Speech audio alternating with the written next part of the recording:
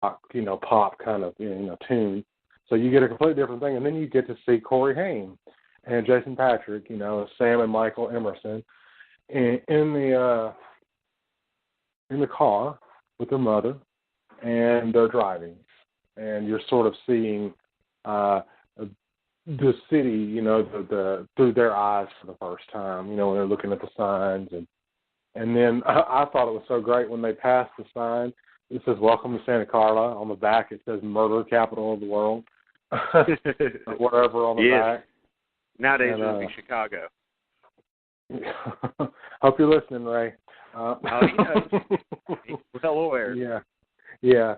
So that's just really cool that they get that sort of thing, and then they drive up to the house, and you don't know what's happening. You can tell they're moving, and then they get to this house, and it's just there's just shit strewn all over like a yard. So you don't know what's happening. And then there's this body laying on a porch. You're like, what the fuck? All right, so we had a guy abducted, in the middle of the night, and now there's a dead guy on the porch. And the mother gets out of the car and runs up to him, and she's like, Dad? So then you figure, okay, this is Grandpa. This is the kid's grandpa. So you think she found him dead on the side of the damn porch. And then he's so great. He's like, is he dead? No, he's just playing dead. And then he's like, they're doing a pretty damn good job of it, I hear. So you're like, you automatically get the old kind of smart-ass hippie grandfather. So you're sort of introduced to him. Then you go in the house. In the house, it's funny, they reference the Texas Chainsaw Massacre in the house when the boys see his den with all that fucked up taxidermy in it, Oh, yeah. And it's so funny because one of the first things he says is, did you see a TV? I didn't see a TV. Again, this is at the height of MTV, the MTV generation and the MTV, craze. It reminds me of like a Halloween 8 or Halloween 4. Maybe we could get the power back on so we could watch the MTV while we wait for the cavalry. Yeah. But, so you get that, and then they go in the house, and then obviously you're learning more about the backstory, and the grandfather says something that's pretty savage, in my opinion. He says, you're the only woman I know of that comes out of a divorce, with nothing, with, not better than she went into it. Right, and I think that's the sign of the time, too, is because women were used to getting all the shit back then. Kids, the whole 9 yards, And granted, it probably hadn't changed all that much, but, Right, yeah. Especially no, I agree. I agree. It probably, and it was, and she gives this reason, and you could tell she's sort of like very sort of laid back and kind of reserved about things as far as... Yeah, she's the type of person that's so nice to the point that it's to her detriment. Yeah, as we find out later. Mm-hmm. But, so that's how it starts. And then, Grandpa's laying down the rules of the house and about his TV guide. And he's like, you have a TV? He's like, no. I read the TV guide. If I read the TV guide, I don't need a TV. Fucking TV guide was such a big deal back in the day. And now, it was. Does it even exist anymore in printed form? I don't know. Don't they have Entertainment Weekly now or something, I think? Yeah, but I don't even know if that's the same thing, I don't know. It has better pictures in it. That's true. I had one with fucking like Manson pictures. No, it was People Magazine. For some weird reason, I had a subscription to People Magazine. Did not subscribe to it. Did not pay anything for it. Ended up with like 12 issues of it, and I was so confused. But one of them had Manson stuff in there, so I kept it. Ah. You still there? Yeah, I'm here. Okay, I thought for whatever reason I heard like a dead silence. Usually I hear more rustling around and noises, so I was like, did I lose the call? But anyway. I'm just sitting here being polite while Vic probably sleeps. But so we cut to the kids going out to the boardwalk, right? And they're sort of you're seeing all this other subculture, and the mom is out there with them. And then she's trying to be all nice. She's like, give them this, this money so they can get some food, because she sees these two kids like, rummaging through a garbage can, and there's all these other people like punk rockers and skateboarders and all this other kind of stuff. And then it's just so funny because Michael asked this guy if there's any work, and then he responds by saying nothing legal. I was like, what the fuck, really? But yeah, so he goes through and does all that, and then you see, you see the mother, out there sort of just checking out the boardwalk and stuff, and then she sees this little boy who apparently has lost his mother, or his mother has lost him, and he's upset, so she tries to take him into it appears to be a video store, and that's where she meets Max, who's the proprietor of that. And then you also see, the Kiefer Sutherland and his gang in there, and they're harassing Kelly Jo Minner, who you remember from People Under the Stairs and Nightmare on Elm Street 5. Yes. Hey, before we go forward, you know who Max reminds me of? He reminds me of Principal Stephen Hemry, or whatever the hell his name is, from Trick or Treat. You said Hembry. I thought you meant Hembry. Principal Wilkins. Principal Wilkins. I was getting my movies confused. Principal Wilkins. Yeah, I was like, Hembry, you mean Scream? No. And hell, he ended up being a vampire, too. So, well, not really, but you know what I mean. I'm talking about from Trick or Treat. But, he reminds me a lot of, what's his name? It's my favorite movie. What the fuck's his name? I can't think of it. I don't know. He played the lizard, or he would have played the lizard if they kept going with the Spider-Man movies, though.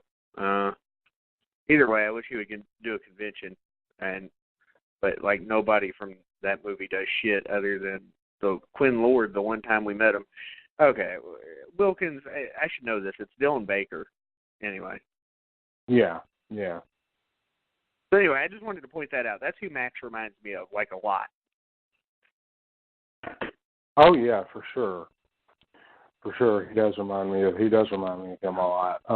So you see the little boy, and then the mom comes running in, and Max gives the little boy a sucker, and then they go out, the boy and the mom, and then he goes to give her a sucker, which I think is funny, especially the subtext of that.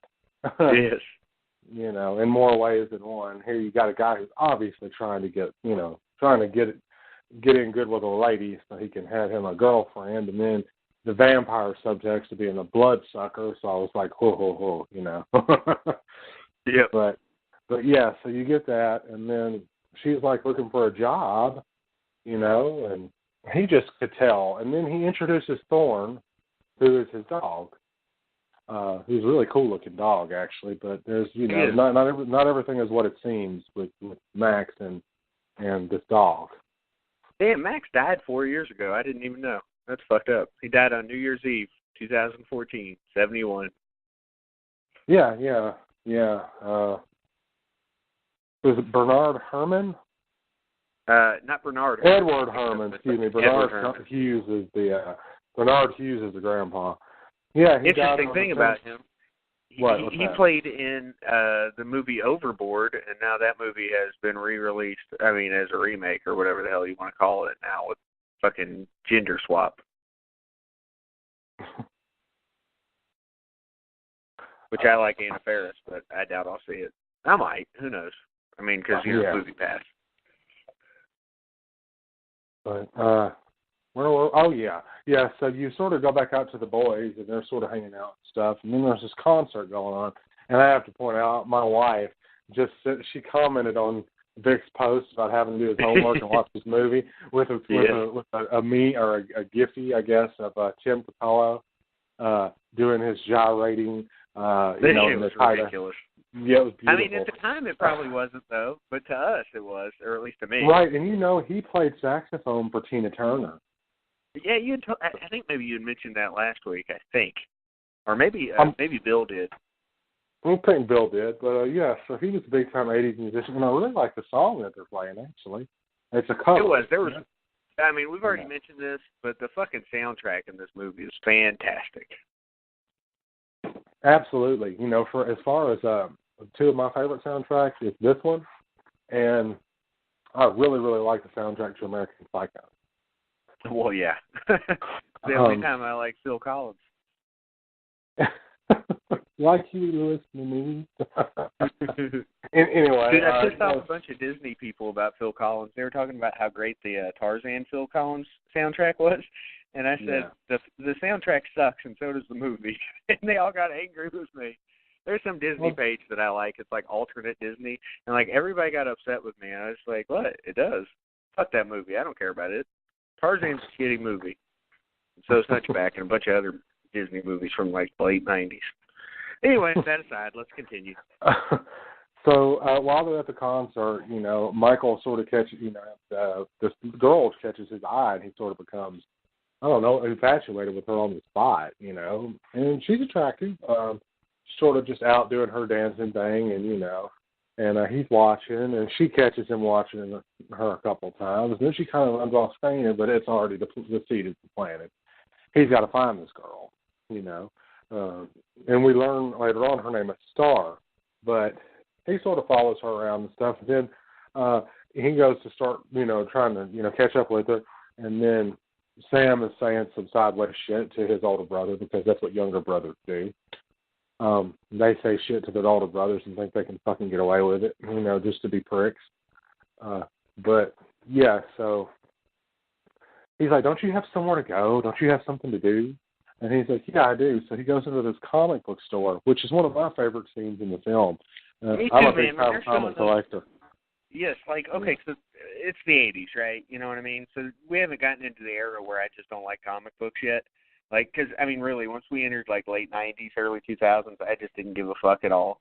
Because, comics changed at a certain point. But in the 80s, in this comic shop, they had all the cool-looking comics that I love, where I like the artwork. It's not too weird. It's not too bloody, which is weird for me, I know.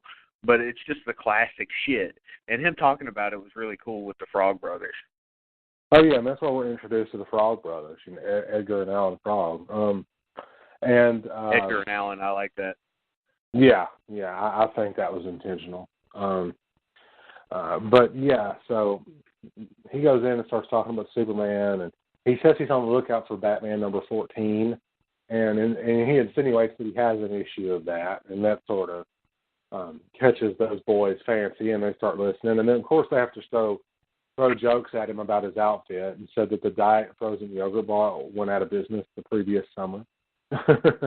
And then when he starts rattling off all that knowledge about Superman, I think Corey Feldman is the one that says, where the hell are you from, Krypton?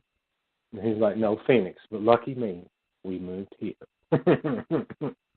So it's just sort of this I guess, dick measuring contest between these boys,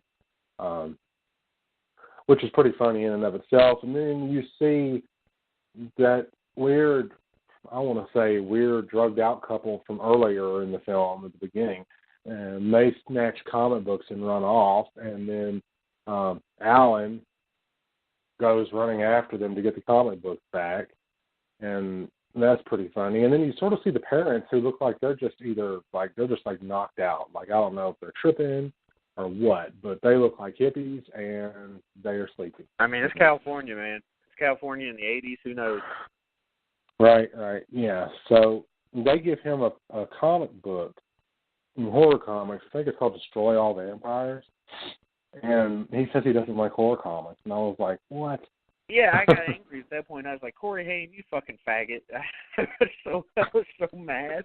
Hey, Blake, do you have any horror comics? Because I don't have any, the Tales from the Crypt or, Tales from the Dark Side, any of that shit. But I do have some Nightmare on Elm Street and, Jason and Texas Chainsaw Massacre comics.